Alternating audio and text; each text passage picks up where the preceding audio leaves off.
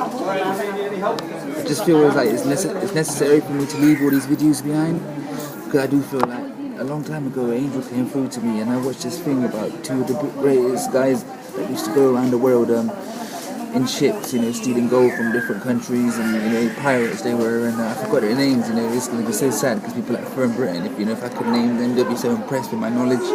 It's so cute about the past and that. And they used to make so much money. Two of them were great, and I studied them so much that I cannot even remember their names, and it really hurts. It's just like classical music. I was raised on it for 5 years. I went to classical school, for 5 years, and I studied everybody from Mozart to Beethoven to Shostakovich, from Russia. He used to play that music for all the broke, starving children in the society, and so he could feel the pain in his compositions, in his composing, and just the way he did it was just so fantastic. Sometimes I used to lay back and listen to it, and I just used to feel it, like how where he was at when he was doing it, and where society was at in that time in Russia and Moscow and all them places, and so I sort of feel I know him. And Mozart, I fucking truly feel like I know him. He was very young when he started, 7, I guess. I think, and I sort of sensed this bright, bubbly boy that was very happy and excited and very acute and very sensitive, and he knew his art. He knew the piano, and he knew that he knew it more than the adults and everyone around him in society. So I'm seeing this telepathically sent to me, receiving a signal from the angelic realm as I say it, and he's waiting for me now because I'm taking a bit of time, receiving the message. I'm receiving it good, but I can't give it out, as good as they want me to. So I'm not that acute yet because I still got my own inner issues. But he's still waiting on the piano. I could see him sat there as a little boy looking at me, blatant at this fucking crystal. But when you study someone to that level, they will give you that. The people that's passed over to the other realms, just like Tupac gives me his help, and he's just like a dad. He's there 24/7 in my recovery, in my existence. As you can see, my face is matching his certain things I do, is matching his certain body language. I say. Pat did say to me, it's a bit of a shame that we can't get your whole body on camera because I do look a certain way, as I'm bending down my back like this, and you know what I mean. It's not fair. But back to Mozart.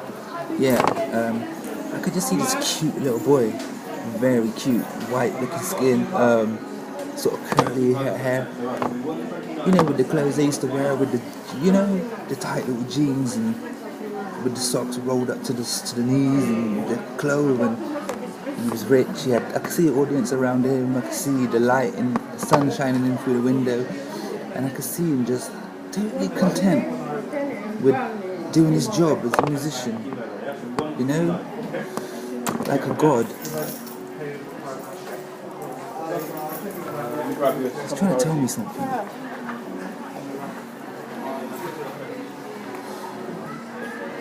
I think what he's doing is testing me on camera. That's what he's come through, testing me on camera, visualizing, giving me the visual of me as a child.